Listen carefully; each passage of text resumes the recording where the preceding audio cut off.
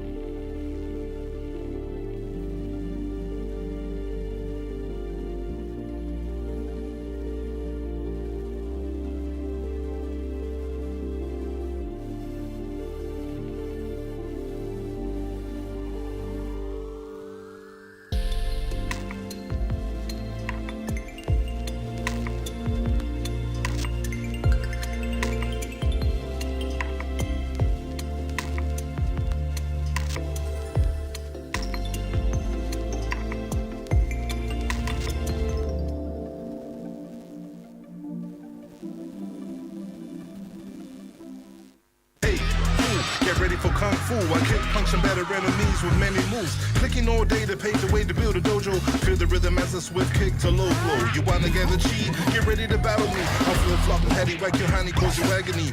Now I leave you with a lesson in humility. Answer no surprise, you're back for more. You're crazy. You're quick to click, I'm swift to kick. And if I'm really better, get ready to bow down before me. And marvel at my glory. I've been breaking boards since the break of early morning. Many broken enemies created a myth. Remember that you're dealing with a black belt monolith. Try your best, if you don't succeed, you never stand a chance against a master like me.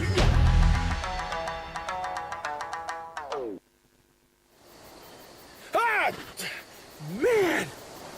Where'd you come from?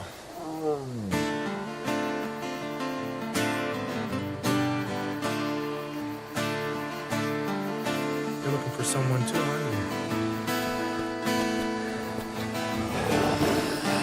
Okay, calm down. Move, chew, go on. For they will all be baptized in fire, a sweet, lasting death. Oh no, by the grace of God, they will be free.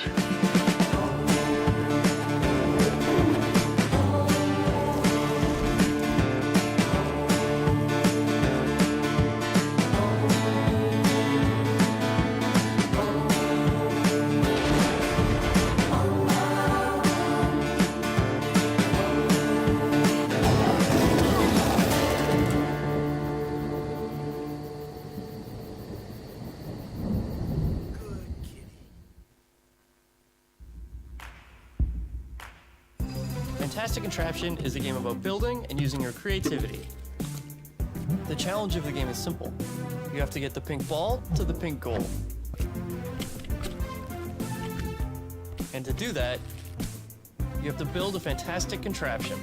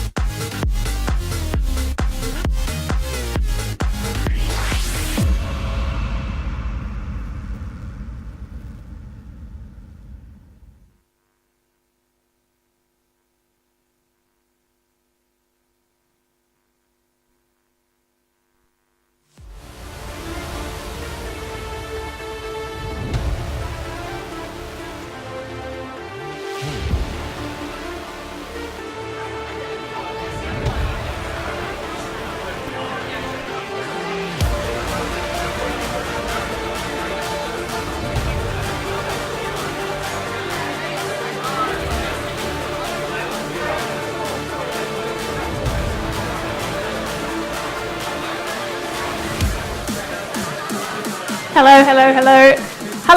Sorry, I'm going to interrupt the music and do the thing now. If I can get everyone to squish in if there are any seats left that aren't taken, just make sure you're squishing right up just so we've got enough seats for everyone. Not everyone, but as many people as possible. I'm really sorry that it is standing room only at the back. We've had a few extra people turn up, so I'm sorry, but it's so popular, so that's a really good thing, right? So yeah, feel free to squish up this way if you do want to come in a little bit closer, you guys, up to you. Okay. So firstly, hi, welcome to SKYCITY. This is the home of LPL, and I am Amy, the community manager. I'm going to talk really, really briefly. Hopefully some of you have had a chance to go through our studio, which is actually in the Sky Tower. It's very exciting. And if you haven't yet, then grab me afterwards and I'll be able to do a tour for you. So thanks to Semi-Permanent. That's what I'd like to say next. Obviously, thanks to you guys for bringing out these awesome speakers so we can do this event. It's very exciting for us to be able to have a community event where you guys come out and actually we see everyone. It's very cool. If you're enjoying this type of event, please make some noise on social media. We want to keep doing these things, so if you tell us if you like it, give us feedback, we can do these things again in future. Okay, housekeeping. If there's a fire, please gather at the base of the Sky Tower. And if you need to use the bathroom, they are just outside the doors where you came in on the right-hand side over there. I am going to pass it over to Duan. He is the Managing Director of LPL, and he's going to just quickly give a little 5-minute overview about what we do, and then we will get into the panel. Cool. Thank you, Amy. Look, no one wants to hear us go on and on, because obviously, like Amy said, fantastic panel coming up. And yes, sincerely, on behalf of Let's Play Live, we really thank everyone for turning up firstly, and we think this is fantastic to be partnered with Semi-Permanent. So again, packed out room, it's always fantastic to see community events. And as Amy said, I'm one of the founders of Let's Play Live. So the quick and short of Let's Play Live is, look, we're an esports media company. We are world class in what we do. We've done some of the biggest events as far as some of the most TV-ready esports content on the planet right now. I think we're at 50 linear broadcasts. We've had some of the biggest streams on Twitch. We've worked with all the biggest publishers.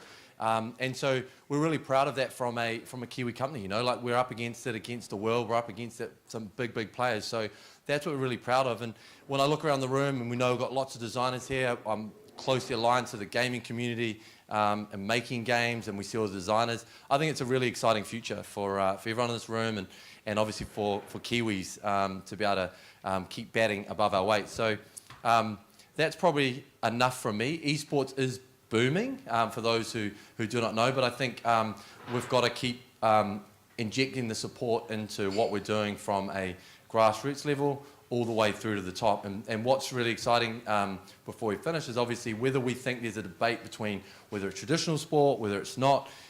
What's really exciting is the pathway that it's going to create. So what we're really about is obviously community, but certainly also creating pathways. So what is about to happen tomorrow is one of the biggest sporting franchises in New Zealand is about to announce the first entry into esports as a traditional sporting franchise. We've seen it in Australia, we've seen it overseas. I won't ruin their thunder, but that's happening at 7 o'clock. We deal with the All Blacks, the Warriors, the Breakers, and really everyone goes, why is that important? And what's really important about that is because they have the infrastructure, they have the resource, they have the pathways that already exist. And so what's really exciting about that is all of a sudden you're going to see more talent be able to go to really good organisations that will teach them how to grow as individuals, how to put proper infrastructure around what they're doing as players, high performance, nutrition, all those things that will expand. So if you're coming through as a young player, you know, I've got kids that are sort of 10 that play a lot of video games, you see them, they're participating in sport, but this is a legitimate pathway now. We see streamers like Amy Potter, who was just speaking, and we've done some stuff with streams for with the All Blacks, the Warriors. They're some of the biggest streams, and we've also got some people probably in the room that stream and make money for a living. So those are things that are coming, and then ultimately, you know, working with government to make sure that the pathways exist for everyone else in the room that wants to be in gaming from a, you know, I guess from a development point of view right through to an esports. So that's Let's Play Live. Again, thank you very much for all being here today and letting me talk. I'm going to hand over to Andy, and we look forward to the panel discussion. Thank you very much.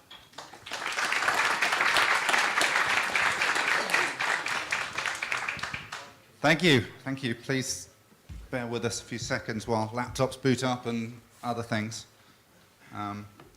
So while I wait for technology to inevitably go wrong, can I get a really quick show of hands as to who, if I can actually see anybody with these lights, who works in the games industry here or is a student in studying games or there's such?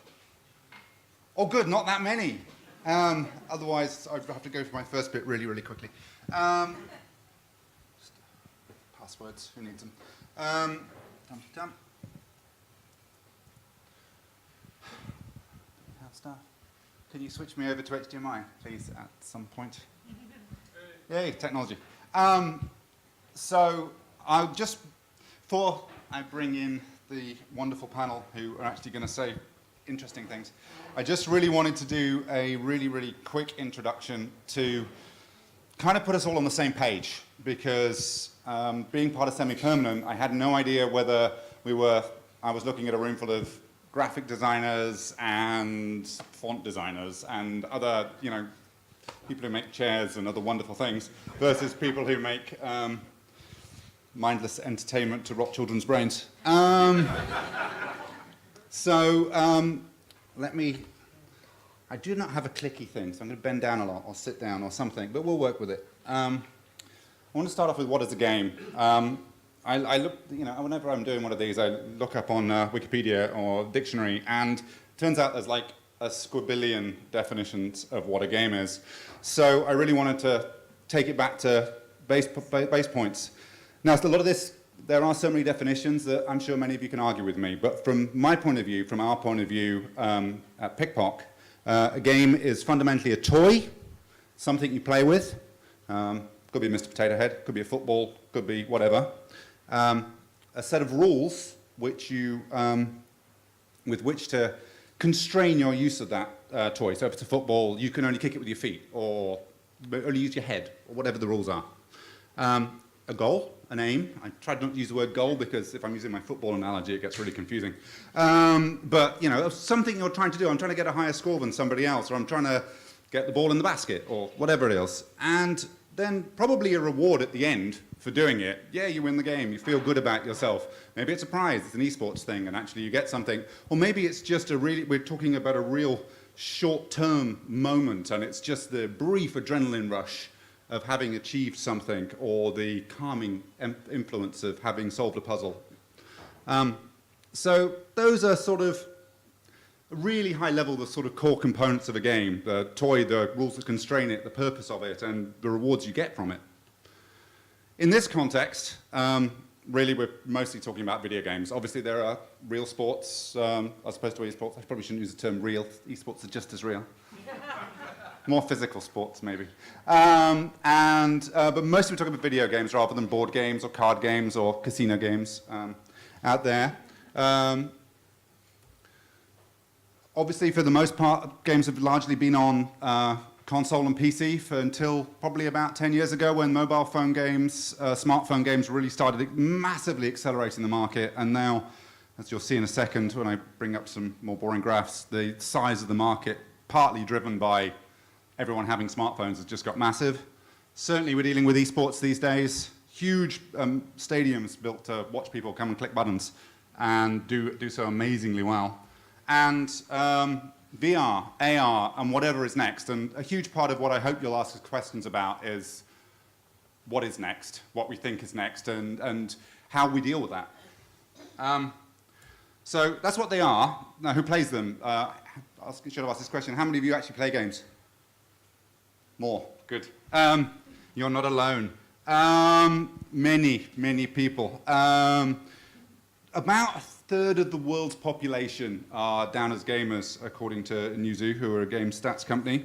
And certainly Asia Pacific, which New Zealand's in, is a massive chunk, over 50% of the market, in terms of players and in terms of revenue. But as you can quickly see from that, even places like the Middle East and Africa have about 300 million gamers, which is, you wouldn't necessarily think. And the distribution, it's not just, it's pleased to see this audience isn't actually just, males 18 to 25 either, but, because I'm certainly not anymore. But there is a big chunk of that stereotypical gamer audience, about, 20%, if I look at my own graph, of, in that sort of male, young age, but it's a huge range of people. All genders, all ages are playing games these days. And so there's just a huge scope to make things for people to engage with. So why do they play with them? I'll do this really quickly because I'm rambling now. But escapism is an obvious one. It gives you a chance to go into new worlds. Entertainment. Games are, much like films and music and books and everything, they're a new form of entertainment, relatively new. Games have been around for about 40 years now, video games, but that's still pretty new compared to books. Killing time. I think this is certainly something which mobile games have really boosted because you don't have to sit down and plan your gaming session, you know, hog the TV and switch on your console. You just play it in that 2 minutes at the bus stop or whenever you have that couple of minutes waiting for something, which is pretty important for a lot of people. There's a lot of challenge for some, and some people really go for that. The reward I mentioned before, maybe actually financial reward with esports these days, but certainly emotional reward. But also a huge part just social interaction. And it's interesting with LPL being, you know, streaming. Watching games is becoming bigger and bigger. Certainly my teenage son spends far too much time watching other people play games, and in my opinion. But he's permanently got his headphones on watching Twitch. But this is becoming a social interaction in its own right, as they'll get together with other friends to watch other people play games and streaming and watch streaming events, which is no different to people getting together to watch the match on Saturday either. It's just a different form of entertainment being watched. Won't go too much detail into this, but we try to put a bit more science into it when we're actually designing games. Try and actually look at the core motivations of people. This is something we use at PicPoc, which is from Quantic Foundry and their game motivation model. There's lots of different game motivations, but if you're interested in any of this stuff, feel free to grab us afterwards and I'll try and talk some more about it. But just to sort of give a super high level that we do try and really, it's not just, oh, you play games. There are lots of motivations and reasons why people do. And depending on the game we're making, and we'll try and target it to particular audiences to really try and push those buttons and keep you engaged and get you excited. Why make them? This is a very personal thing now. It's creative, honestly. It is. As much as any other design thing, one of the reasons I've loved semi-permanent for the last few years when I've been, but when I was speaking to Simon Velvin, who organizes it for Auckland, I was saying, why is there no game stuff? Game design is huge. And I was making the case of it is just as a creative industry, working with amazing creative people across all manner of disciplines. It's challenging too. Games are hard. Making games is hard. Actually getting one out the door, if anyone's tried, actually getting one finished and getting it out is a major, major challenge. Coming up with ideas, not so hard. Getting it done, very hard. Which makes it very satisfying. You're working with a group of creative people, tackling hard things. It is constantly changing. I'm old. I've been doing this 25 years now in various capacities. And one of the reasons it's still interesting 25 years on is because the technology keeps changing and the business model keeps changing, or the hardware keeps changing, or the ideas behind games keep changing. Things like Farmville, even that's old now, it's 10 years old, but that was unthinkable when I started 25 years ago, when it was all platform games or racing games. And now when we're into the new forms of technology, the AR and VR, I mean, this is real sci-fi stuff to me as a kid getting into this industry. It's also satisfyingly really intended to bring joy to people. It's entertainment. I mean, there can be some really serious things and some issues you do, but mostly we're trying to make people happy. And that's a nice thing to go into work to try and do. You know, feels good to be paid to try and make people happy. Don't always succeed, but try. And one which was brought home to me really early on is that we're not making, you know, it's not rocket surgery. It's hard, but we're not doing really, really, really hard things which people rely on. We're not designing aircraft engines, or we're not designing medical devices which, if it goes wrong, then people will die. We can get into very serious arguments about trivial things and make it really important, but at the end, we're trying to make people have fun. And if we can remember that, then we can have fun ourselves. And that all sounds all very nice and creative, but let's just be realistic. Also, why we make them is because it can make a lot of money. People don't often realize that this is, 2017 figures? That's $109 billion US for the gaming industry across various markets, smartphones being about a third of that. And it's just getting bigger, so 7% year-on-year growth, and that's actually accelerating. So not everyone makes a lot of money out of it. I try to analogize this to a bit like the music industry. The successes you hear, the Riot Games, when Kimberly comes on, they're your Taylor Swifts who make stupid amounts of money and everyone thinks that they can form a band and do just as well. But actually there are a lot of people, small indies, companies who are effectively the pub band. They're having fun doing this and they're trying to make something which people will listen to. but maybe this isn't a living for them, or maybe it's just enough to pay the rent. This is not everyone in the gaming industry has a private yacht.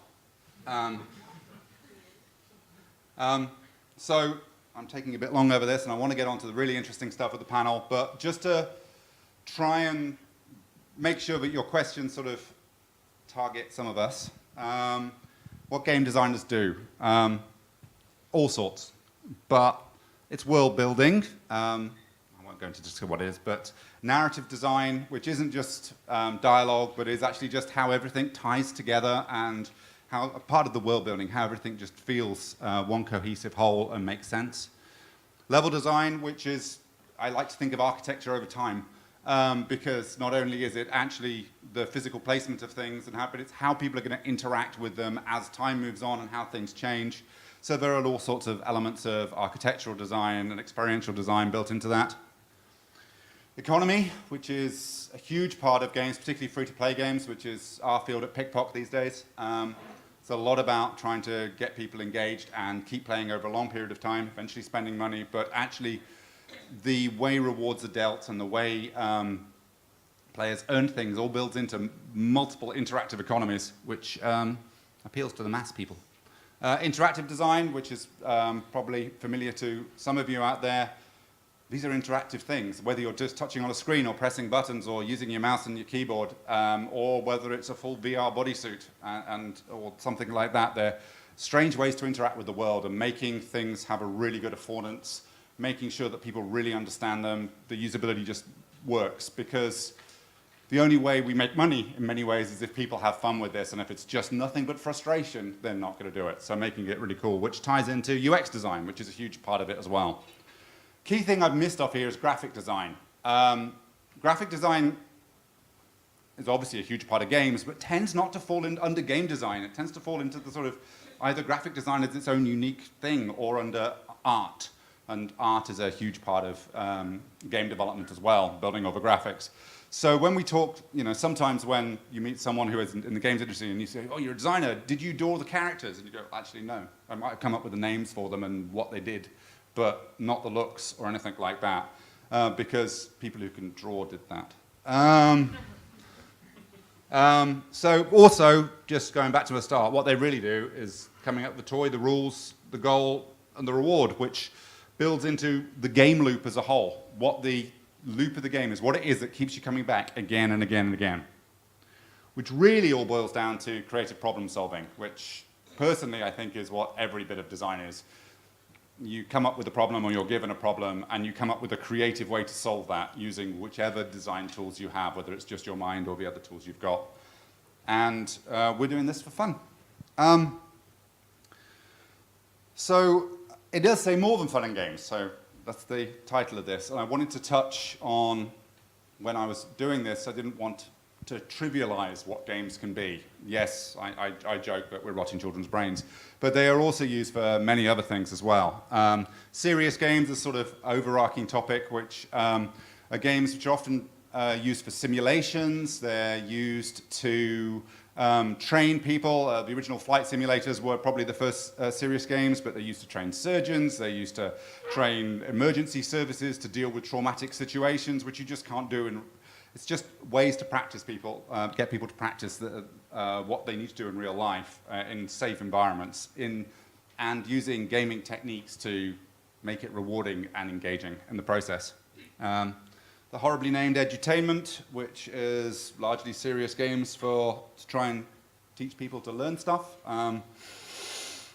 It's a very noble effort. Feel free to grab me later and I will rant for hours about how they're all useless at the moment. But I'm very passionate about what edutainment could be. As a father of two, I know what I would like it to be. And gamification, which many of you may be interested in, which again, a horrible term, but the idea of using game design techniques to make things engaging. Game design, we are trying to get people to have fun, to want to play something which really, in the grand scheme of things, is entertainment again and again and again and again, because the longer we can keep them in, the more likely they are to play our next game, or the more likely they are to give us some money, and the more likely they are to tell their friends about it, and the game spreads. So the techniques we do for that can be very applicable to getting people to do maybe less fun things, doing their jobs well, or learning new components and ticking those boxes. So there are lots of game design techniques which can be applied elsewhere, and that tends to get folded under gamification. Sorry, I nearly rambled enough now. That's just now. That's what game design is now, to me, to us at PickPock, maybe to some of the panel. They can disagree with me, they're most welcome to. But as I say, games have only been in evidence for about 40 years. I think it was about 41 years that Pong came out in the arcades, the first one. So what the future holds, well, we have some ideas, and it's very exciting. It's always a very exciting place. But we don't know. But without doubt, this is a huge, huge thing in a lot of people's lives if a third of the world is playing them. So it's important stuff in a strange way. So, down to the serious thing. Question time. Let me introduce our wonderful panel, who have come from all over the world, really, as well as just, although three of us are resident in New Zealand now, none of us are natives. First of all, we have Kimberly Voll from Riot Games. Kimberly, if you're there somewhere, so you wander up, grab a seat, grab a mic, and I'll sit down in a second.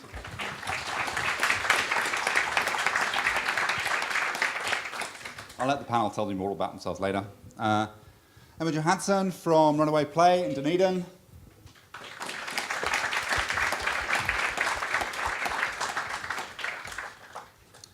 And James Everett from Magic Leap, What a Game Shop, as they are now, down in Wellington as well.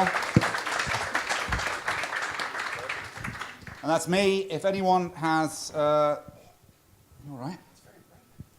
Yeah, I'm just squinting a lot. But if anyone has any questions after this, I'm sure we're all going to be hanging around afterwards, so talk to us if you've got questions after the questions of the panel, that is. But also I was going to say, email me. I haven't got my email address on this. I'm just andy@pickpock.com. So if there's anything you feel like you came up with afterwards and you want to ask a question for, fire away. And after all that, I'm going to shut this down. And, maybe I'll leave that up until the battery runs out and people can see who we are, so remember our names. Fire away. So, I did have some questions, which I've now put the laptop on top. Does anyone have any? I can't see anybody actually out there. Before I try and prompt the panel to say things, does anyone have a question that straight away they're asking? Polite English silence from Kiwis. There's a hand way in the back, like way in the back. Okay. Steal a microphone. I talk loud. Cool. Who had the question? Oh my lord. Okay. Sorry? Yeah, Okay. Hello? Oh, yeah, sweet. Hi. Hi. So my question is kind of more targeted towards the esports side of things. You see teams over in America and Asia and things like that, and they're pretty much full-time working as professional gamers. There's not too much of that going on in APAC or more specifically New Zealand. Is it likely something like that could happen around here? Is this on? It's on. Hi. So yeah, I'm Kim from Riot. So we experiment a little bit in esports. So we make a game called League of Legends, if you're not familiar with it, which is, I guess, a pretty popular esport. It's a 5v5 sport-like game played out on a digital arena with a ton of different champions and strategies and whatnot. So to your question about sort of the globalization of esports. So I'm based in the North American office, so I'm less familiar with things over here, but I will say that we do have an office in Australia, our Oceania office. And so there's a lot of actual different things going on that the team there supports, different esports events and whatnot. And my understanding is that it's continually growing in popularity. I don't have any numbers off the cuff for you, but I would anticipate that that's only going to continue to grow. And my understanding is that other companies and other esports, other games, et cetera, are continuing to explore opportunities to grow into Oceania as well. So that's sort of a semi-satisfactory answer, but that's what I know. Yep, sweet, thanks. Anyone else want to chip in? I just briefly, I guess, and esports is certainly not my area of expertise. I've been off in kind of an interesting bubble for the last 5 years, but The industry in New Zealand has continued to grow very, very quickly. NZGDA put out their survey last week, so I do have the numbers top of mind because it was literally a few days ago. But $143 million made across all the studios in New Zealand last year. So that's up from just shy of 100 million the year before that. So things are growing very quickly here. With that success, and I think you were alluding to that, or actually not alluding to, you were speaking to it directly, sorry. The notion of teams which are, made up of professionals that are paid to, regularly participate in these things, it will happen. And it's starting to happen, and I think earlier we heard that there's a big announcement about that tomorrow, so maybe it's really happening already and I'm just unaware. But yeah, we'll see it happen. It's just the speed of uptake is really, I think it's very hard to judge. A few years ago, the notion that we had things like the League of Legends. Does anybody see the League of Legends finals? Was it last year or just 6 months ago or whatever? Did anyone watch that? Yeah, okay. It is really hard to see hands. Okay, sorry. It was massive. It was in the what they call the arena? The Bird's Nest. The Bird's Nest. Yes, it was huge. And they did like a whole augmented reality thing for a dragon coming out of the sky, and then their teams faced off, and hundreds of thousands of people watched it, millions of people watched it online. It's like, yeah, I think there's a market for that, Next question,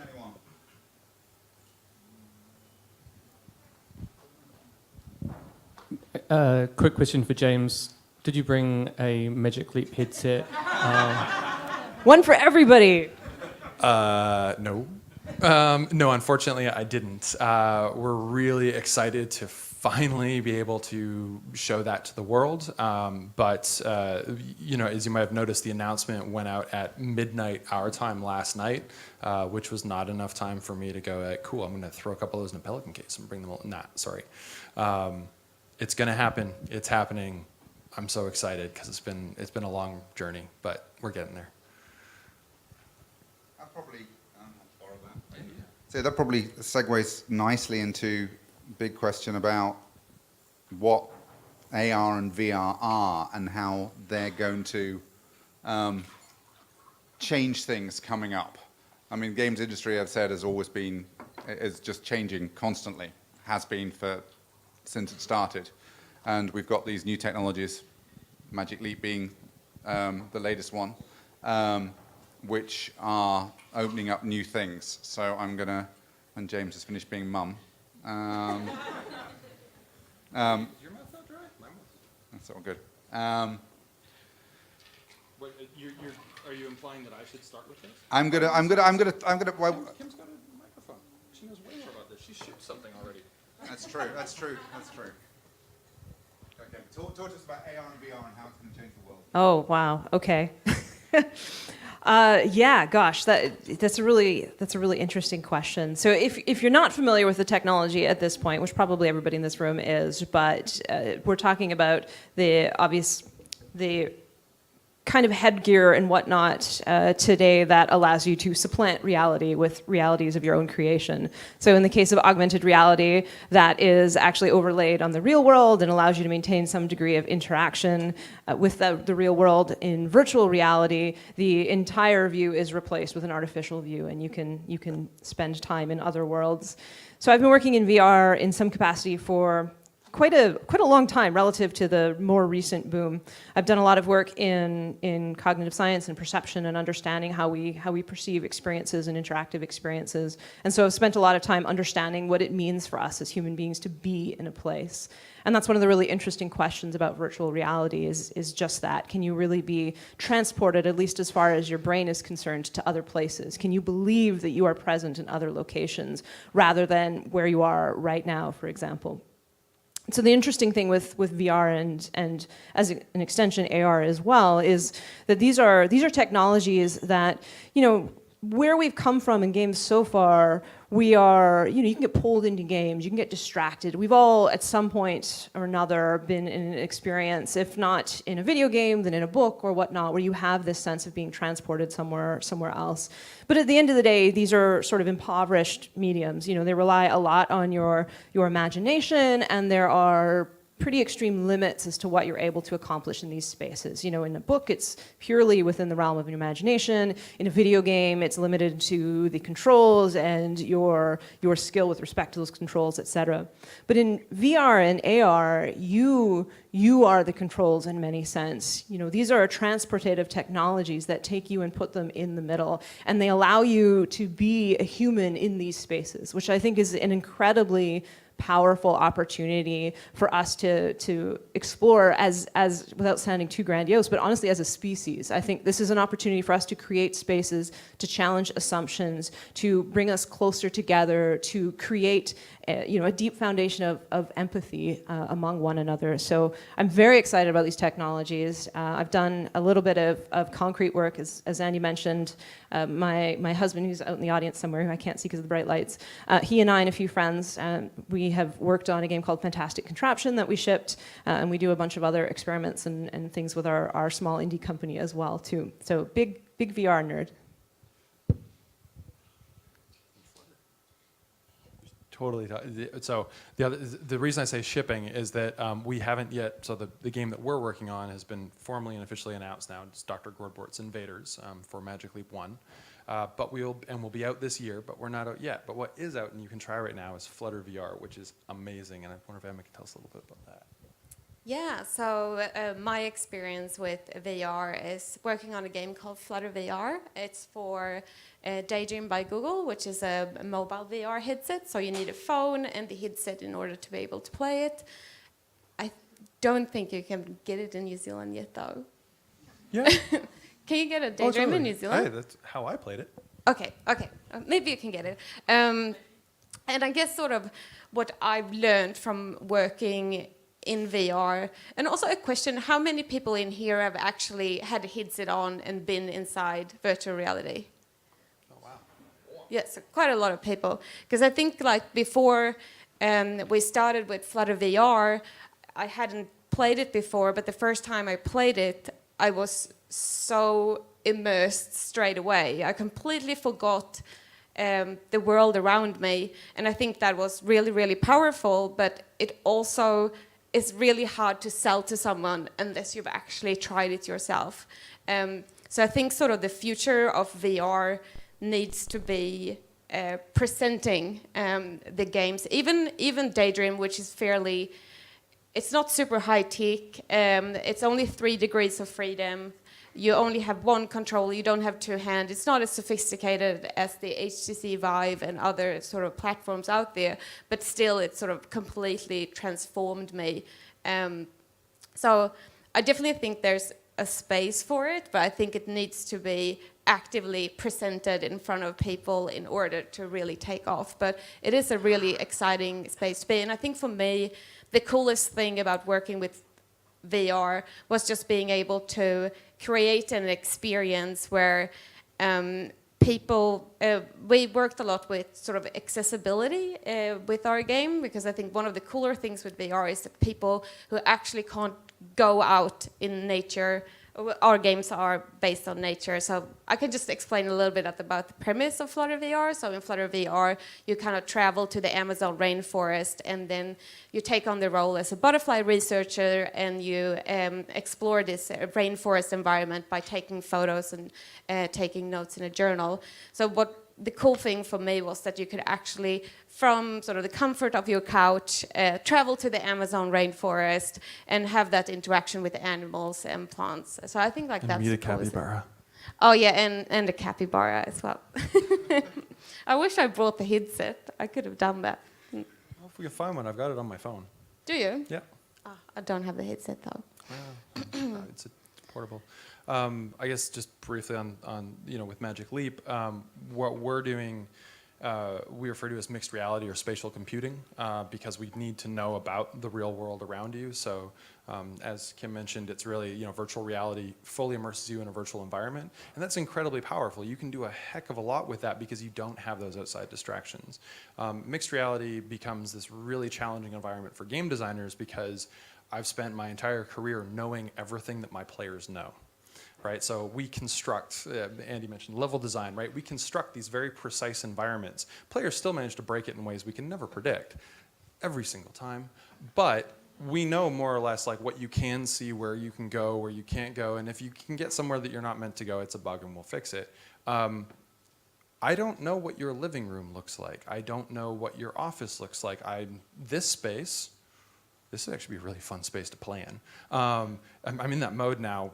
We're in that stage of the game where everywhere I walk, I just look at it and go like, oh, the robots would come from there, and that would work really well, and that would work really well. But the whole thing has to be dynamic and has to work in any environment, because once you put the headset on and you start engaging with it, you have to be able to have a good time regardless of where you are. So we've sort of turned everything upside down for ourselves and made it extra difficult. But it's so neat. But the accessibility portion of that is incredibly powerful for us is everybody can get it. So Dr. Robort's Invaders is a action game. The robots are invading our world, and we give you a ray gun to go solve this problem. The Dr. Robort's IP was developed by Greg Broadmoor down at Weta Workshop and has since been expanded. And so Workshop, of course, makes super cool stuff like ray guns, which are really heavy when they're made of real materials. And so we give you a ray gun, and we give you a 6-degree freedom tracked controller that requires no external tracking. It's just part of the hardware. And we know about your hands, so we've got your gesture. And we know where you're looking and kind of where you are. And as a result, our play testers, we just get them to play the game, and these are not hardcore gamers. These are not people who are like one of the most, I think, greatest barriers to entry that you alluded to is the, like, if anyone's played, you know, we started back with Halo, right? You got twin stick controls. I know Halo isn't exactly the first, but we'll start there. But you've got movement on one stick and look on the other stick. You've got to move them in tandem. That is intensely difficult unless you're willing to put in a whole bunch of time and energy to understand how to move through a virtual space in first person and move and look at the same time using an abstracted, you're like 3 layers of abstraction deep already. I'm going to hand you a ray gun, some robot's going to show up, and you're going to know what to do. And it works really well.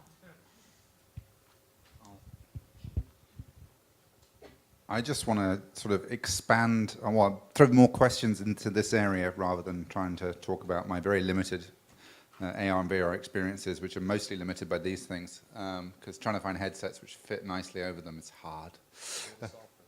Good. Well, my solve is probably getting my eyes lasered next month, but that's more extreme. But anyway, I mentioned earlier slightly about serious games being used for training, edutainment, using games to try and teach people fundamental concepts and reading, writing, whatever. It strikes me that these technologies having the ability to transport someone to the Amazon rainforest to teach them about butterflies. Obviously, you're doing it primarily from an entertainment standpoint, but Runaway is a very nature-focused, so it does have a slight educational component to it as well as the conservational. Throwing it back to you all, how do you see these technologies not just for entertainment, but transforming the way we work, the way we learn, the way we interact with each other? Small questions. I'm just kidding. Starting real small, mate. I mean, every which way is the short answer. You know, it's again to come to the spatial computing example, because we know about the world. One of the examples I think is really interesting is fixing stuff around the house, like plumbing, for example. Like, how cool is it if you can go, okay, I need to sort out these pipes. Okay, well, it's going to guide me through that process. I'm going to be able to get someone can help me do that. If you've ever seen the side of an aircraft with the panels off and the amount of wiring that's in one of those things, tracking those by hand is one of the greatest challenges for both maintenance and construction of aircraft, right? So, like, you start looking at examples like that. Once you start getting into training and things, there's a studio in Christchurch that has developed a training simulation for a really expensive X-ray machine that they use in hospitals. And one of the dangers with this machine is that, you know, they've made it as safely as they can. It's not going to harm anyone, but there's a chance that you could break it if you really kind of do things in the wrong order. And so they made a VR simulation of it, and they can train people up on this thing, so you know which buttons to hit in which order, and you can get organized with that before you even go up to the real machine. I think the protocol for training is they show you the real machine, they don't let you touch it, and they take you to a VR, you play with it a whole bunch, understand it, and then go back, and now it's like, yeah, this is what I'm used to. I've built enough muscle memory to know I go left instead of right or whatnot. Yeah, and I've seen some cool experiments as well at the University of Otago that has sort of a VR department where they specialize in doing sort of prototypes of how they can use VR and AR in order to sort of do it. It's mainly experimental, and one example was that they tried to explain the concept of a 4-dimensional cube through VR. I can't say that I've grasped the concept of it, but it's still sort of an attempt to try to explain something that's really hard to understand with this new technology, which I thought was really a cool way to do it. And also I think sort of games are already doing this, like games already help sort of helping people already. And just thinking of myself sort of when I was 11 years old, lived in Sweden, couldn't speak English, but I was really into video games. So I played Final Fantasy VII with a dictionary so that I could understand the story. So I had to look up stuff like, what is a crystal shard? And sort of learn like that. And I think that even though games aren't necessarily made for the purpose of being educational or help you as a tool, there's still sort of a lot of benefits you can get out from being highly engaged into a medium. Yeah, those are all great examples. For the nerds out there, hypercubes and non-Euclidean spaces are the best in VR. It's so much fun. The other two examples... It actually turns your head inside out. Yeah, it's great. It's really fun. Impossible places are the best. The other two examples, just to add on to that, one is, I mentioned earlier, empathy, and there was an experiment done a little while ago now, and forgive me, I forget the specifics of where it was done, but the TLDR is that they had two folks in VR and basically had them swap bodies so that when you looked down, you were a gender opposite, or at least different to what you were used to. And just that notion of being able to be in a space from another person's perspective, I think is really powerful, and we're just barely starting to scratch the surface of what we could do with that. The other example I had as well was around safety and being able to, for example, send robots into places that humans otherwise wouldn't want to go, et cetera, and have the opportunity to inhabit those spaces from a remote, safe location. VR is one of the technologies that is unlocking a lot more utility in those situations that I think is quite powerful. Just one more thing on the safety thing. One of the first things we see people do when given a set of anything really that they can manipulate in a virtual space is they build something, and then they knock it the heck over. And they just keep doing that because you don't have to clean it up. And so you're sort of, it's like when you're a kid and you just kind of do that with like small building blocks, but they can do it with big things and things that can interact with each other and whatnot, because it's a perfectly safe space. And that once that kind of clicks over, it's interesting how quickly people go into an experimental mode that often I think we're not willing to engage with quite as readily because of the potential outcomes can be less than positive. Virtual space, go nuts. They throw too. You give them anything, guaranteed, they will throw it out of the play space. In fantastic contraption, we have a little cat that actually holds all your little tools for you. And sure enough, we had to change the game so that the cat came back to you, because everyone would just be like, oh. Yeah, we had that too when developing Flutter VR. We thought it was going to be, and it's supposed to be a really peaceful experience, and you're supposed to sort of respect nature. And we added a knife because we thought that, like when you're out camping, of course you need a knife, and the peaceful knife. Yeah, a peaceful knife, and players instinctively immediately try to knife anything they could see in the forest, including butterflies, the capybara themselves. So we decided to not keep the knife in the game. Any more questions from the audience? Yes. Yeah, you mentioned Oh, wait, let me bring you the microphone. Yes, this is kind of for Andy and Kim. So you mentioned edutainment and how the products are pretty terrible at the moment.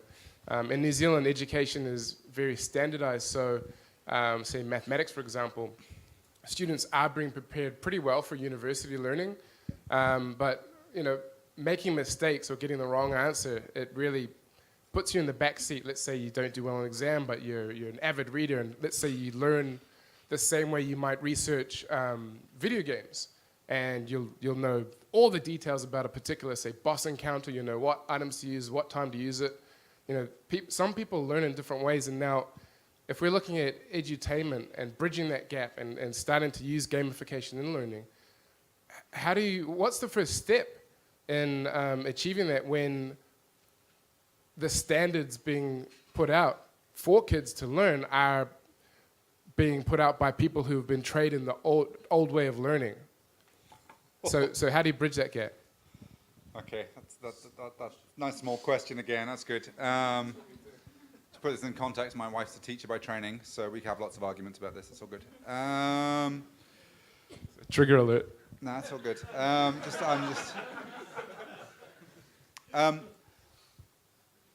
To be fair to the people who try and make educational games, they're doing it on incredibly low budgets compared to even small games outside of, maybe indie studios who are working it for the love, but, professional games cost a lot of money to make. And the experiences which people are getting incredibly engaged with and learning those boss fights and stuff like that are, these days, big budget productions. And the $5,000 that someone put into doing some game to teach you how to add some numbers or whatever is just not going to compete in terms of engagement. And part of the problem, I believe, is just that it's not taken seriously enough. And part of that is because gaming, one of the reasons you can do big budget productions is because there are very few barriers internationally outside of language, but even that is mostly compensatable. You have downloadable distribution, meaning you can get things out anywhere. You can have hundreds of millions of people playing your game. But if you're trying to, speaking to your issue, if you're trying to make a game to get people to learn the syllabus specifically for New Zealand, so you're dealing with a small market, 4 million people, and then a small market who are doing NCEA maths at that particular level, who are then dealing with it. You're looking at doing something for 3,000 people who then want it for free anyway. It's understandable that there isn't the budget there. And I'm not going to try and get all social engineering on this one, but if we're going to have something really transformative, it either needs someone very philanthropic or something at the government level to really put some serious research and serious budget and time into solving these problems. I think the immersiveness that the new technologies will open up gives us new venues, but they're going to be even more expensive to develop for at some level. And we are dealing with deep child psychology. We're dealing with children, certainly. There's psychological issues. Gamification techniques, rewarding them constantly, being able to check over things, and be basically a supportive teacher there with them and trying to teach them things in a fun way are going to really help. And more technologies, the fact that speech recognition is getting increasingly higher quality and can recognize things so that kids don't have to always type in their answers. They can say their answers. Likewise, the other way around, text to voice. My son has very great difficulty reading, and that makes it very hard for him to actually try even the maths games because they're expressing things in big, long words and questions.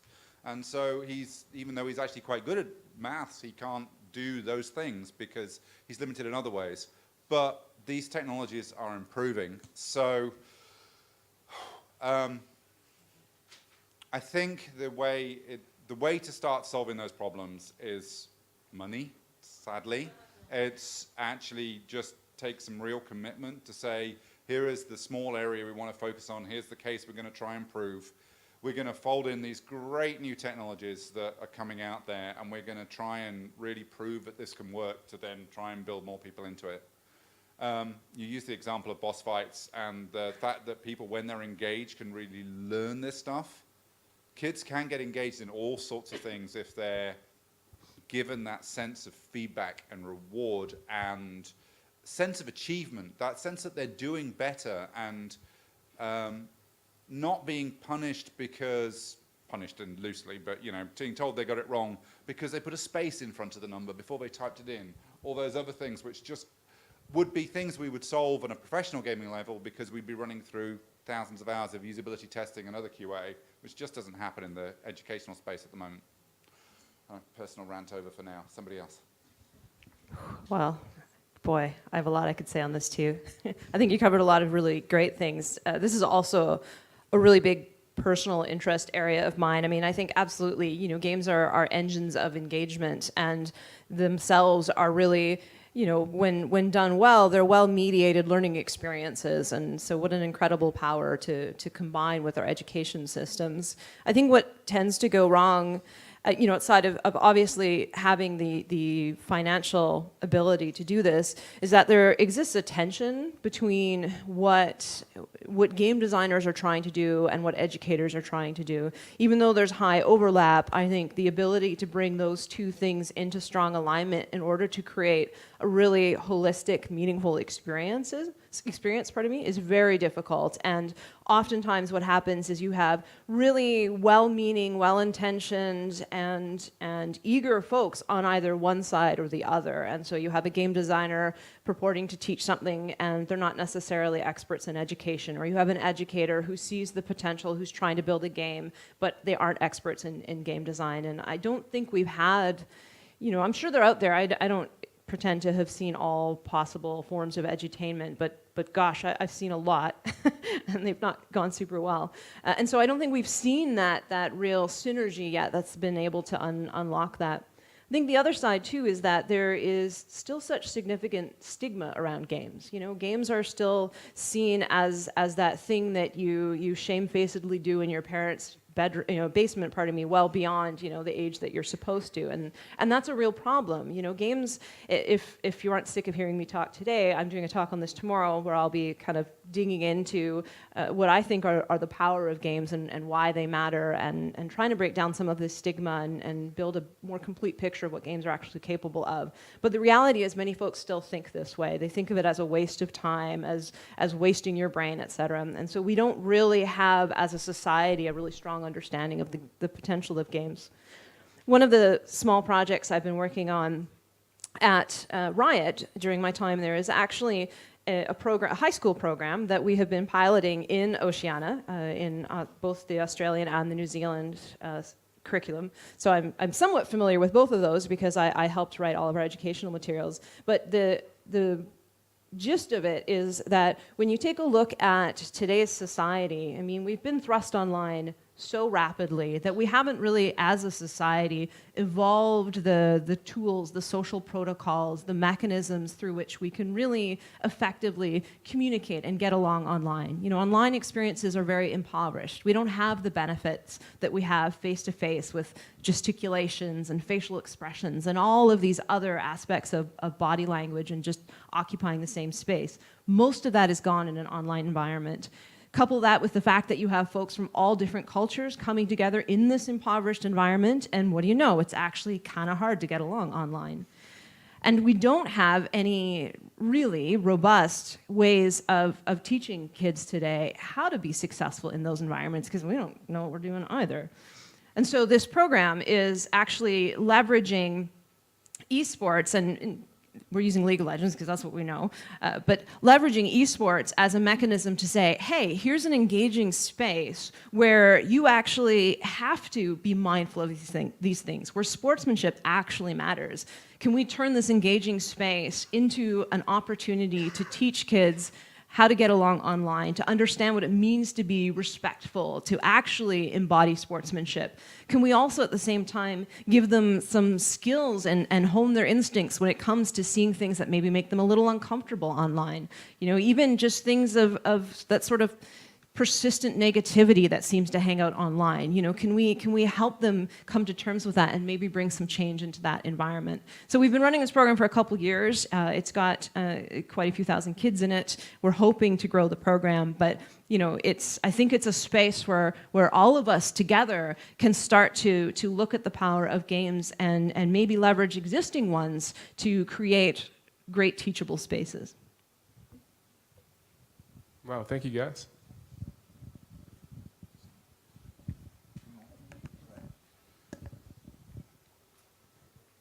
I reckon we've probably got time for this as the last question. Is that cool, guys? Unless it's a really short answer.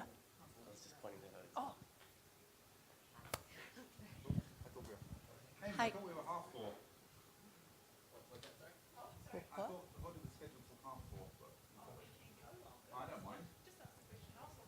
Oh, okay. Hi there. My question centers around design and game design. So how much of game design do you take when you're considering the end consumer? So you've got the parent who's going to buy the game for the kid, and then the kid who's ultimately the player of the game.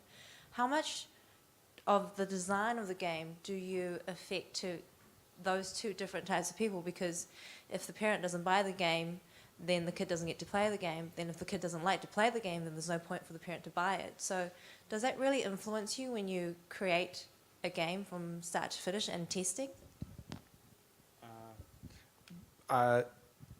No. I mean, is a really short kind of glib answer, but if I was, and like we did Madagascar Karts, which was a kart racing game with the Madagascar animals, and one of the pillars of that game was every member of the family has to be able to play and have fun together.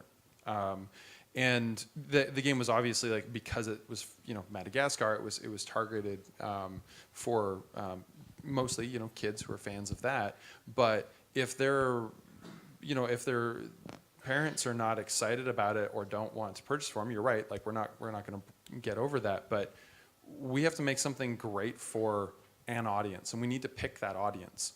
And we can't create like a filter around that audience. You've got to consider all of these things for sure. Like, if nothing acts in isolation.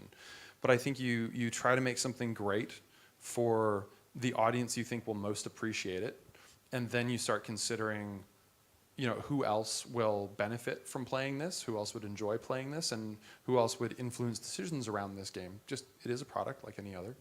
But I don't think, you know, if we were to use your your specific example of like games for kids and making sure parents have it with it, I mean, yeah, absolutely. I want parents to be comfortable with the fact that their kid's going to play this game, which means I have to make a game that's appropriate for that child. And I need to communicate in both. If I'm communicating to them that to the intended player that this is for you and you are going to have a good time, if the values of that game don't align with the values of the family purchasing it, then it's a non-starter anyways. But that's fine. You know, maybe they don't want a co-op racing game with snarky penguins. That's fair. Who are really good. I was talking about this the other day. I remember the animations for that. That was so good. The 4 penguins drove a Jeep together, and when you did a drift around a car, sorry, this is totally thing. When you did a drift, they had the propeller from the plane they'd salvaged, and they stuck it on the back of the Jeep, and 2 of them grabbed the propeller and hauled it up in order to dig it into the dirt so it would come around the corner. I love that animation. It was so good. It was fun. Anyway, sorry. Anybody else got? Just tangent. No. I guess our games aren't really targeted towards kids because they're free to play, and we don't want to target, monetize of kids at all. So our games are heavily targeted towards sort of an older demographic, but we do know a lot of our players play their games with their kids or their grandchildren just because they are sort of peaceful, non-violent experiences. But yeah, so we design our games for an older demographic, and then we get the kids as a plus, but we don't design them specifically for kids. Yeah, I'm going back to the graph I showed earlier. I mean, kids are a comparatively small part of the audience. So it's very common, certainly in free-to-play, which we are too. But kids don't have credit cards, so they're terrible people to sell to. It's like, but to specifically that example, it's the same as toys. I've been watching the Toys That Made Us on Netflix, and wonderful documentary series if you haven't seen it. But these people are making, hundreds of millions of dollars selling lumps of plastic to kids. But what gets the parents to buy them is the kids going, "I really want that thing." And so if we're targeting a game at kids and we need the parents to buy it, we just need to make a damn good game for the kids, which means that we're dealing with playground virality. Pokemon being an example of a game which is played by a huge audience, but it was targeted fairly young to start with. But it had just loads of great component parts. It was things that people didn't see before. There was collectability, and it had immense playground virality in there. Very cunning marketing with cartoon series and, every lunchbox under the sun. But it made it the kids wanted it. Parents were willing to buy it for their kids because, nagging works. And it actually, again, speaking to the Toys That Made Us, a lot of what made those cartoon series sell the toys and the reason the toys had the cartoon series, they put in wholesome things into the cartoon series. They would end with a moral because it was the 80s. And that made the parents think this was okay to get this gun-toting lizard or whatever it was, because there was a moral to it, and it was positive education. And actually, this is one of the wonderful things about the new technologies and esports and Twitch and anything which is getting people socially interactive. For the longest time, and I think part of the stigma, you're talking about the stigma in video games, was that you did play it on your own in your basement, and it was a solo thing. That wasn't always the case. I think you did get together with a group of mates and you would play a game together, but you was more cheering each other on rather than actually playing together as you would with a board game or a football or something. But now games are far more multiplayer, whether it's Nintendo Switch, which comes with 2 controllers as standard, effectively, or whether it's because people are playing games on their smartphones, and even 10-year-olds have smartphones, so that makes it quite accessible. And then they're doing this playground virality, which can make it a lot more acceptable. That said, and this is a huge topic, so we probably don't have time to get into this. The general interaction that games do is shooting people in the head, which is not necessarily the most wholesome thing to be selling. So I do think as game designers, and hopefully again new technologists will help us, coming up with better ways of interacting with other people than shooting them will help. And on that bombshell, we can go to 4:30. Good news, team. So, anyone else got a question? way in the back. Oh no, behind there's the a bar. lot. I already by promised. the green light. Hang on, I promised this guy. I'm sorry. I'm sorry. I was already here. Distance is everything. Yeah, hopefully this one won't take long. But just going back to something that you touched on in your presentation, and you mentioned the reasons why people play games and financial value being one of the motives, either whether it was esports or streaming on Twitch. And I've recently become aware of games being built on the blockchain. They were only browser-based games, but I'm just wondering if there were like any gaming companies out there exploring that concept on like a higher level for people to be more motivated to play games financially, I guess. Just from the bits that I've seen, there's a lot of people interested in that space because there's a lot of interest in that space. As a technical execution side of things, there is potentially something really interesting there about the persistence of virtual items and ownership of, like, it's creating scarcity in a virtual space, which kind of makes me feel weird anyways because it's digital. But there's also, you know, I'm sure there's a value proposition there. There certainly seems to be enough to throw some investment money around, but I don't know of anyone, you know, I'd be happy to hear from anybody that's like, I think it's just there's so much money kicking around that space right now, and there appears to be a logical fit for some applications, and so people are exploring it. So we'll see what happens.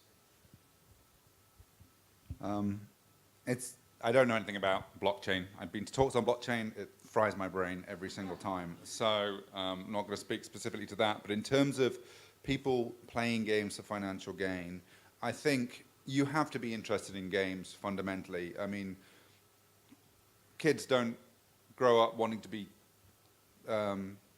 world-class football players purely because world-class football players make a lot of money. They grow up because they want to play football and they get better. And so, and then they have a talent for it and then they keep going. People who are getting really into esports are people who were playing these games anyway and then discovered they were just bloody good and winning all the time. And now there's a way, because other people want to watch those people who are really, really good at stuff do things, that can be monetized. Other than that, financial gain up till now has probably been in the sort of pseudo gambling market, where you'll put a stake down, and if you either beat another person, if it's PvP, or beat some target, then you can get some money back. That has all sort of 18 plus regulations straight away if it's, we're in a casino here, sort of. But anything where it's gaming for money in that sort of context has a lot of regulations and a lot of moral issues associated with it, which is definitely interesting fields to go into. But again, people who are willing to put cash down to the chance to show their skill to get more cash back are people who are good at it anyway. They're unlikely to do it just because they want to lose some money. So I think it's maybe, if someone comes up with a cool way of using blockchain to make some more money and it's games related, good on them, well done. But fundamentally, it's making really, really engaging games which take skill and to play, which allows people to be good at it, which allows other people to watch people being good at it and be impressed by that, which makes it televisable. I also think that sort of games that have gambling aspects into them right now, it's like a moral issue, as you say, and there's also a lot of regulations put on those games, and you see a lot of those types of mechanics actually getting banned. So I think anything in that field could be potentially risky as well, because there will probably be regulations on top of that in the future as sort of that market expands, especially in a digital space and with blockchain. Quick question out to other people, or something to think about rather than expect an answer. But you mentioned about things being banned, and for those who know, this is largely around the loot box area for now. That loot boxes are a way that games have randomized the prizes you'll get, and you pay money to, or you do something in the game to get a box, and you don't know what's in it. And maybe it's the thing you want, but chances are the thing you want is a really, really rare thing to find in the box, and so you have to get a squabillion boxes in order to get it. And this has been shown to be, arguably gambling for kids. And so some European countries, I think, have already banned it. This is what Kinder Eggs have been doing for a long, long time. But because it's games, it's now a bad thing. I'll let you think on that. Any more questions? I have one right here. Oh, no, going to the back. I'm sorry. The waving man? The green man. The green man. Oh, I see him. Okay. Sorry, Amy. Just illuminated back there. Hi there. A question for each of you, and just a quick bullet point answer, if you will. What's the most anticipated game that you're looking forward to playing that's coming out into the market in the next year or so that you've heard about? And what is your milestone game that you have played and made a massive impact on you, and why? That's not a bullet point anything, mate. There's a bunch of game designers tell you about 2 games. What you're going to get is like 2 days. Anybody want to jump on that one first? All right. I'll try to be brief. Okay. Anticipated game, probably Seed, which is a really interesting multiplayer, social-based game that's got a lot of big promises about sort of the fidelity with which it's going to allow us to represent little societies and interconnect. So if I'm doing it, bullet point justice, but you should go look it up. But it's called Seed. It looks really interesting. In terms of a formative game, wow, geez. I mean, I'm old, so I've played a lot of games. So I'm just going to go way back to young Kim days. So there was one of the very first games that I really sunk my teeth into. This is like early 80s. Is a game called Parsec, which was a side-scrolling space shooter game, which, I mean, already sounds amazing. But the cool thing was, at the time, you could get a speech synthesizer to attach to the little 80s-era computer with it, and this thing frickin' talked at you. Now, if you were around in the 80s, you understand how freaking cool it was to have something talk at you electronically. And I was really little at the time, and I used to watch my dad and my uncle play this game. I was terrible at it because, you know, no fine motor control at that age. But it just blew my mind, the ability, rather, that a computer could actually talk at me. And I think that was actually one of the things that led me into a partial career in artificial intelligence. That's actually what my PhD is in, and why I wanted to make games so badly, because I loved this idea of interactivity and being able to connect with a computer. And for me, games were the very instantiation of that. So yeah, Parsec from like a gazillion years ago. Okay, so my most anticipated game right now, I'd say, is, and they haven't announced when it will come out, but it will come out, is Animal Crossing for the Switch. Because I'm a huge Animal Crossing fan. and I also didn't really enjoy the mobile game as much as I did Animal Crossing New Leaf, so I have high hopes for the one for Switch. I think sort of the game that had the most impact for me and probably like made me want to become a game designer was my first MMO, so massive multiplayer online experience, because it sort of taught me that I could form relationships with people inside the games as well as playing games. I was growing up playing a lot of adventure games, and I also was sort of into online chat rooms. So sort of combining those two into MMO was sort of this mind-blown experience for me.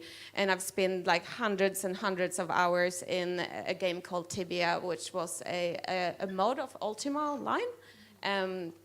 I spent so much time in it that we actually created our own mod of that game to be able to practice certain sort of boss fights and raids in order to play it in the actual game. So I have very fond memories of that. It was also a really free-form experience.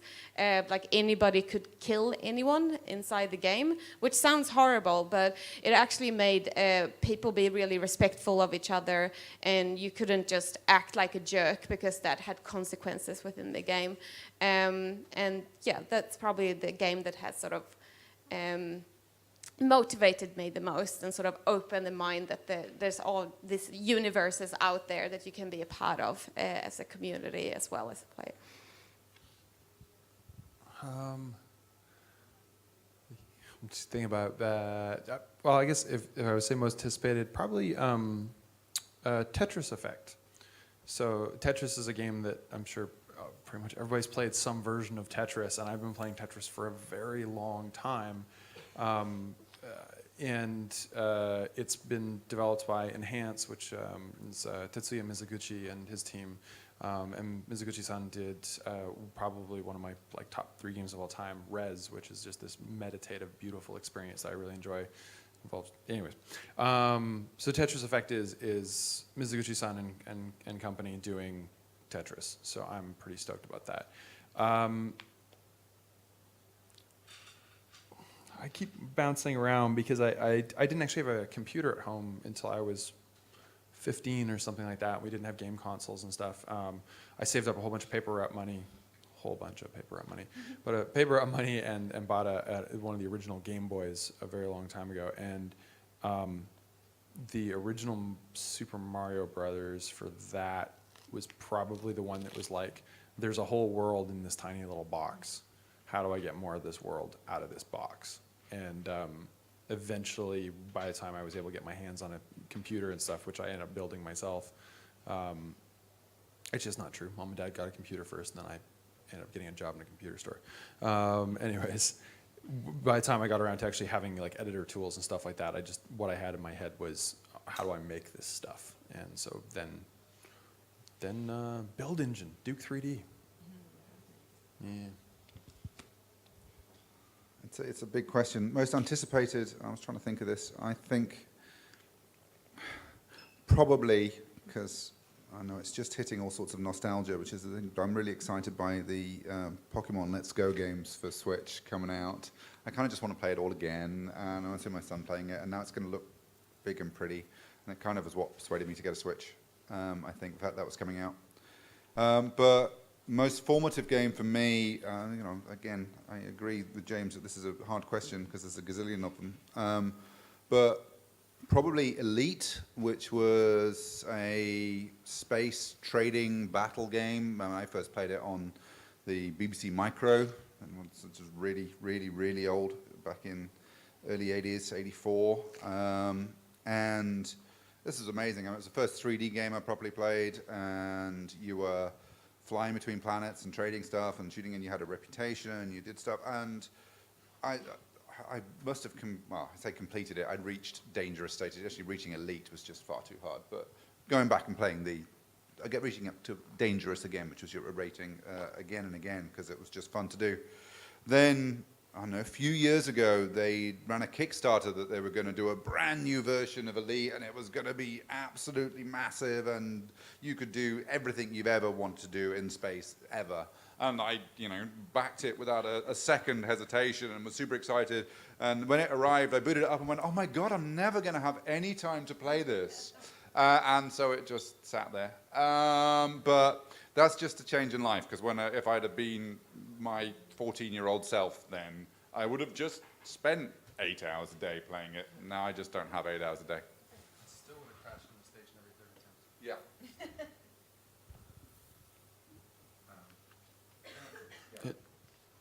Who are you picking? This guy, his hand. This person? It's visible. How do I go from being a graphic designer in New Zealand, working in the agricultural industry, to being where you are? I mean, to working for Magic Leap or, Riot Games. And how did you get to that position?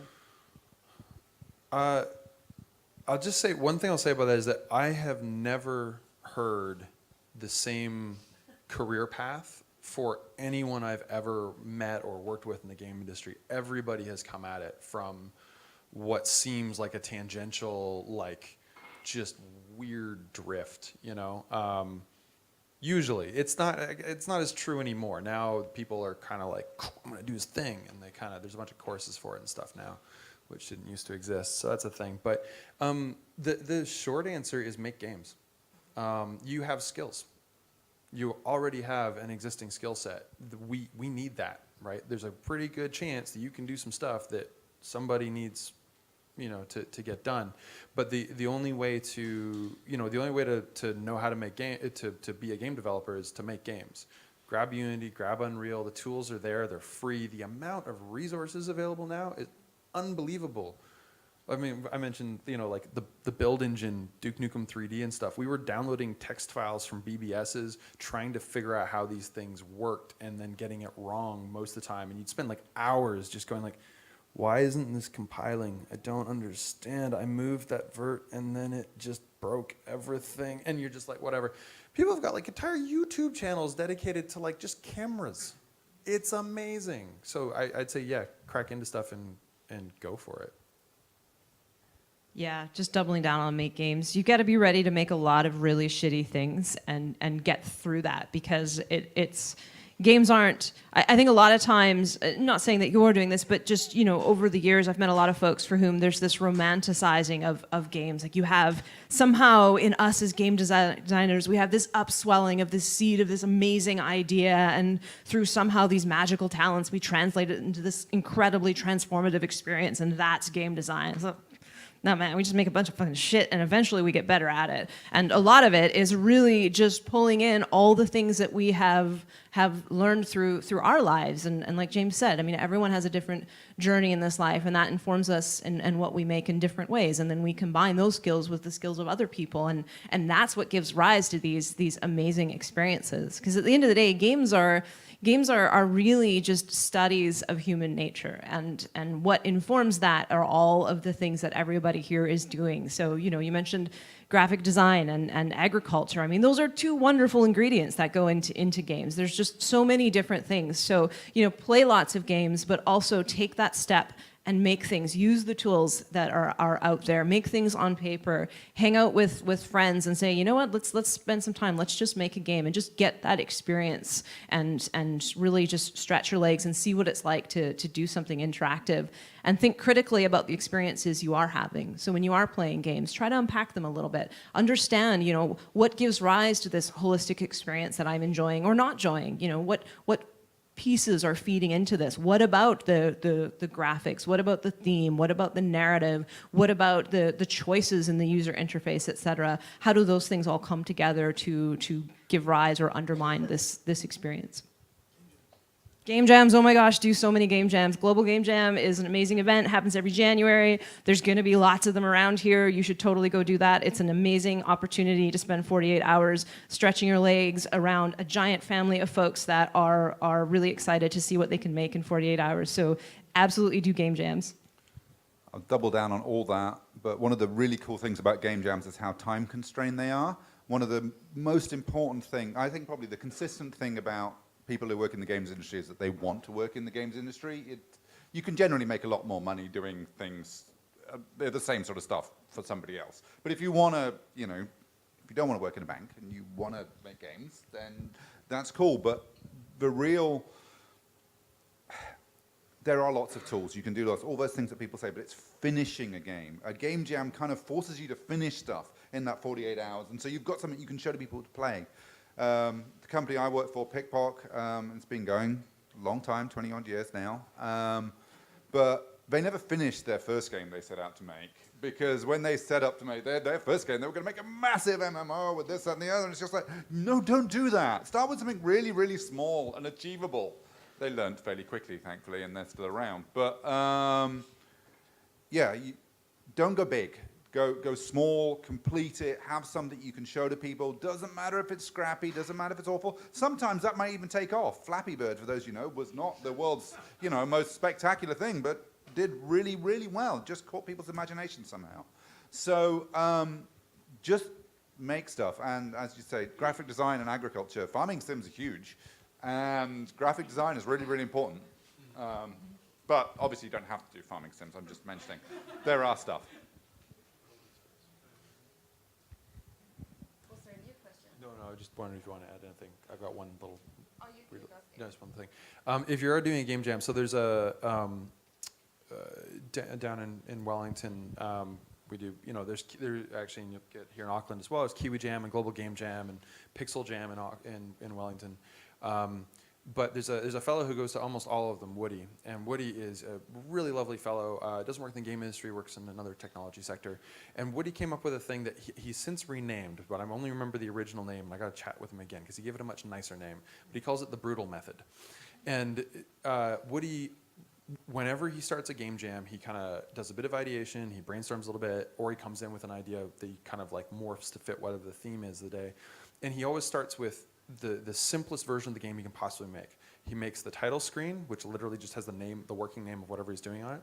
He makes the end screen that just says game over, or you win, or whatever he's kind of intending the end state to be. And then he puts one button press in between that. So literally you can push a button and win the game. But the game is now complete. It's not really a game yet, but it's done. He does that in the first hour of the jam. He sets up his framework, he gets everything together, and he goes, start screen, end screen, button push in the middle, and then he just starts putting stuff in the middle of that until it pushes those two screens farther and farther apart. And it's really brilliant, because at any point, if something kind of goes sideways on him, he just stops and goes, I'm going to either fix this bug or improve this thing or pull this piece out, put another piece in. But it's always done to some degree, which is brilliant for a 48-hour jam. When he talked about this, I was just like, I want to do that to all kinds of stuff. And so that's just a game jam tip.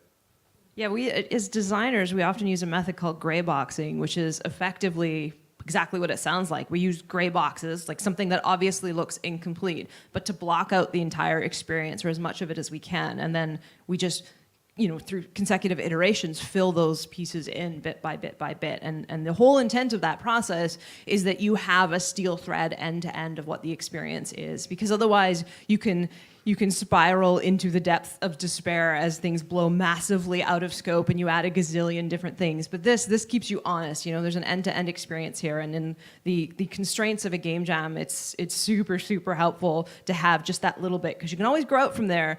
And even if you find you're running out of time, you have that something to fall back on. And it's true for real game development too. Yeah, and I also want to say that it's sort of Andy mentioned before in his presentation that it's really hard to make a game, and it takes sort of a lot of effort and years and stuff. But one thing that is also true, and which struck me, because I have quite like a traditional way of coming into this industry. I studied game design and science with a majors in art, so I have a 3-year degree studying to become what I am today. So you can do that as well. But my sort of ideas of sort of doing a game before I started studying was like, this is going to be hard. Maybe at the end of the 3rd year, I will be able to create a game. But I actually was able to create a game in the first 2 months of the course. So getting started is actually not that hard. Getting something moving on screen and getting a feel for it, anybody in this room can do this. If you just Google, how do I make a game in Unity, and download Unity, and then you can make a game very, very quickly. So I don't want to discourage anyone thinking that games are really hard, but it is really hard when you're sort of going into full production of something, but making something run is fairly easy. And it's like a really good feeling as well. Just creating your first experience, getting something to move on a screen is incredible. So I recommend everybody go home and do it tonight. You've got homework. And even if you're not an artist, just Google free video game art. There's oodles of compilations, there's audio. If you're not a programmer, there's other tools out there that don't require you to have a lot of technical knowledge. So basically, wherever your gap is, either find a friend or Google it, and you'll be able to make something tonight as your homework. Yeah, and it's totally cool to rock up to a game jam with zero knowledge of anything. You just come and be enthusiastic about making a game, and then you can join a group. So yeah, nothing should hinder anyone to actually join a game jam.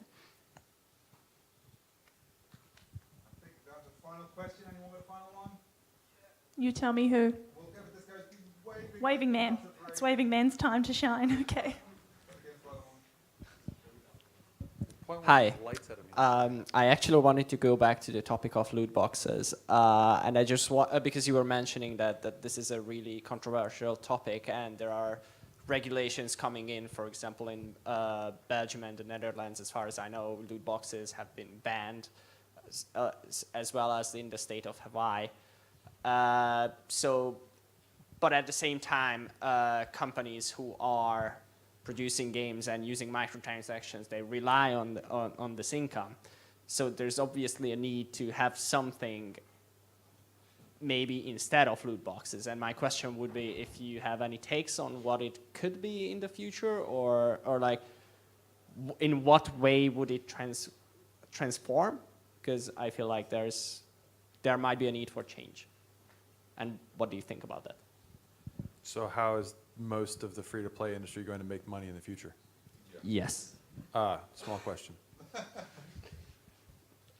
Well, I think sort of the free-to-play model has a really bad reputation of sort of creating super addictive mechanics, like basically gambling mechanics, and making people addictive, so they spend kind of like this idea that people are playing these games and they spend heaps of money they don't want to spend. But there's actually like a way to design free-to-play, that you design your game so that people who are highly engaged and really enjoy your game spending that game. And I think it's up to the game developers to design the games in that manner, rather than relying on sort of addictive mechanics and loot boxes and stuff like that. And also, like for me, I have no problem with loot boxes. I think sort of as a player, I think they are exciting. And I think now as long as sort of you're clear what you can get out of a loot box, then I think that mechanics is actually fine. I think the only thing that developers need to think about is sort of not putting pressure on having players to spend because they feel frustrated in a game, and have players spend because they are enjoying the game. So targeting the spending on the people who are actually highly engaged in the game rather than people who are frustrated and addicted. Just the other thing about that, I think a lot of the, we're figuring this stuff out, right? Like everybody around the world, as these new models emerge, it's really healthy to look at them very closely and understand how they're impacting people or not, as the case may be. I think a lot of the concern around the loot box stuff, just going on the reading, the little bit of reading, I'm certainly not expert on this, the little bit of reading I've done about the way some governments have been approaching it has been, there's a big concern about selling items on, and there are not that many games where that's actually a thing you can do. Most of what comes out of a loot box is tradable or consumable by the individual, but not actually sellable for real money. And so, like, a randomized reward schedule is it's a powerful tool. It's a very powerful tool, and I think you're exactly right, Emma. It's a responsibility that designers have, and you'll get this in any design field. Ethics is actually something that, like, the ethics of game design is something that we are continuing to struggle with because our medium and our field is so new, and we need to be looking at, engineering as a practice has had a code of ethics for a very long time. There are things that we need to sort of take a step back and go, like, what does the code of ethics look like for a game designer? And that is not something we're going to answer anytime soon, right? Like, that's going to be a big, ongoing, rolling conversation. But, engineering as a practice has been around for how long? And I'm wondering how I should. Now I've got some homework. I want to do some research on when those codes of practice started turning up. Yeah, I think it's just not black and white, even though I think often we're looking for that black and white answer. I think, like James said, there's a responsibility for us to invest more in understanding that. And there's certainly extremes, right? I mean, you don't have to look too far to see some predatory examples out there. And I think it can be pretty murky sometimes when you're trying to figure out that balance between creating a very compelling experience that results in some income and something being, turning into an extreme situation where you're taking advantage of someone. And what does that even look like? I mean, on one hand, players, you can kind of superficially say, well, everyone has agency, they're making those choices, but that's not, that's pretty disingenuous, because we know the very nature of the work that we do is about creating these experiences that draw folks in. And at the end of the day, if we've done our jobs well, folks are transported to other places. They get to be different versions of themselves and lose themselves in these experiences. So where do we draw the line of responsibility in terms of the creators of those experiences? I mean, obviously, we don't know every individual person or their circumstances. There's a certain, it gets ridiculous thinking that we could ever personally tailor these things, but there's something in between, and I think that we're a little too far removed, and I think as an industry, we don't yet have a mature enough sense of responsibility, and it's on us, in tandem with players to challenge some of these things and to look for alternative ways to engage players, and like Emma says, find that nice middle ground where there's a synergy between a player wanting to invest in this experience and creating responsible and meaningful outlets for that, rather than trying to take advantage of situations where a player is frustrated, or they really might not be in the best mindset to be making those decisions in the moment. And it's a super, super hard problem. All I'll add to that, because everyone's right, is that it's a super, super hard problem we're thinking about. Rest assured, given how things generally work in the industry, as soon as someone cracks it, everyone else will copy it the next day. But right now, no one's cracked it. I mean, the reason loot boxes are so prevalent is because they really, really worked for getting money out of people and people enjoying them.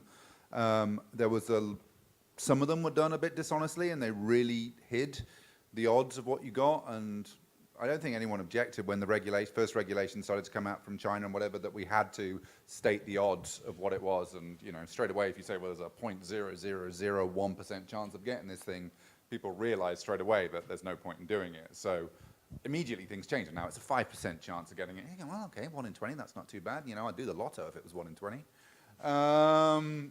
So we're learning. Games have been around for 40 years. Free-to-play games have been around for about 6 or 7 in big style. And, yes, it's getting bigger and bigger and bigger, but we'll learn new ways. But certainly a pickpocket, I'm sure for everyone else is here, there's a lot of debate. It's only about 3% of our audience actually monetize at all on free-to-play game.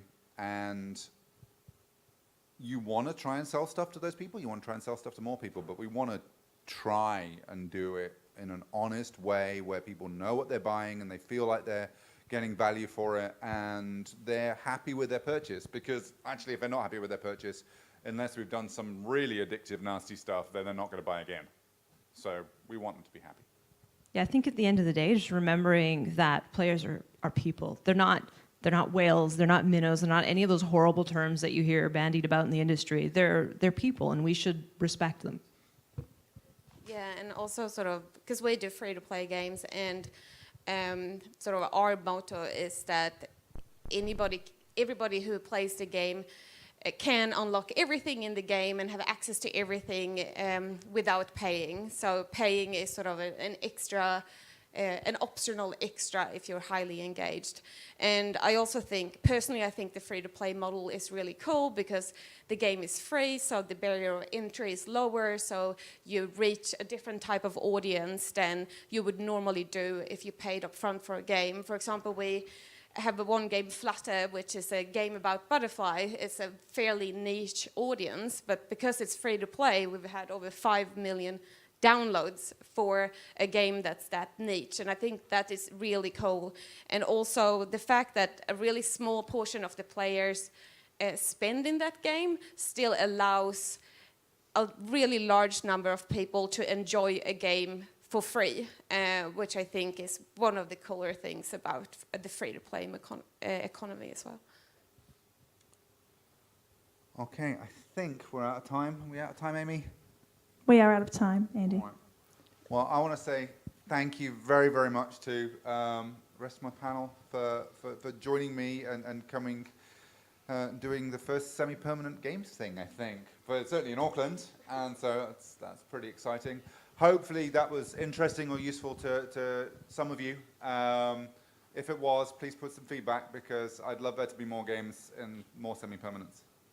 Thank you very much.